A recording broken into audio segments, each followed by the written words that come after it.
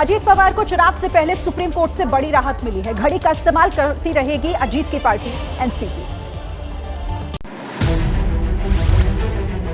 बड़े बड़े अक्षरों में पार्टी का नाम और चुनावी निशान, लेकिन अब मुंबई में एनसीपी दफ्तर के बाहर इस होर्डिंग की सूरत बदल गई है। पार्टी का नाम वही लिखा है, निशान भी वही है, लेकिन निचले हिस्से में छोटे छोटे अक्षरों में जो लिखा है वो बिल्कुल ताजा है।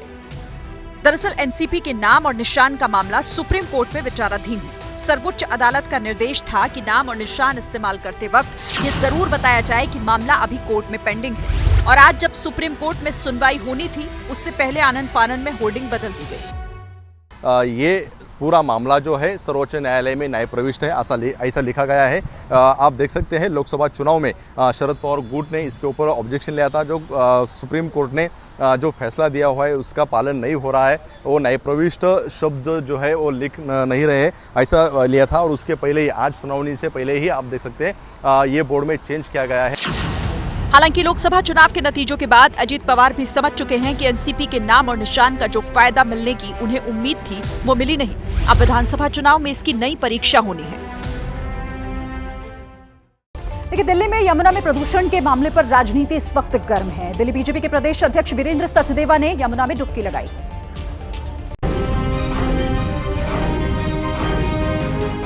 तस्वीर दिल्ली के यमुना घाट की है। घाट के किनारे लाल कारपेट बिछाया गया, स्टेज पर 2 सिंहासन लगाए गए।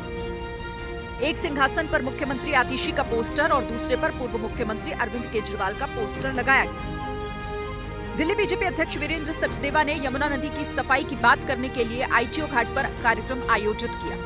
केजरीवाल और आतिशी को न्योता भिजवाया, लेकिन कोई नहीं आया। बाद में प्रदर्शन कर रहे वीरेंद्र सचदेवा चमचमाता पीला कुर्ता पहनकर यमुना नदी में उतर गए। कुछ देर रुकने के बाद यमुना को प्रणाम किया और बाहर निकला। सवाल पूछा, केंद्र सरकार ने यमुना की सफाई के लिए जो रुपए दिए उसका क्या हुआ?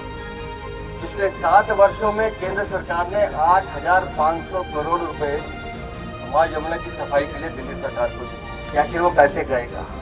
जो सियासत बीजेपी की विरोधी पार्टियां गंगा की गंदगी को लेकर करती हैं, वही सियासत बीजेपी यमुना को लेकर कर रही है। जवाब में आम आदमी पार्टी की सरकार ने हरियाणा पर तीर चला दिए। यमुना के अंदर जो इंडस्ट्रियल वेस्ट आता है वो सोनीपत पानीपत से आता है, और जब हम सुप्रीम कोर्ट जाते हैं और सोनीपत पानीपत से वेस्ट बंद हो जाता है तो यमुना के अंदर अमोनिया अपने आप ठीक हो जाता है। ये बात हरियाणा सरकार भी जानती है, भारतीय जनता पार्टी भी जानती है।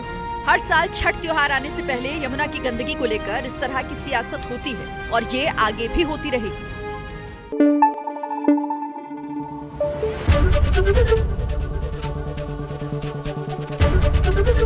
एबीपी न्यूज आपको रखे आगे।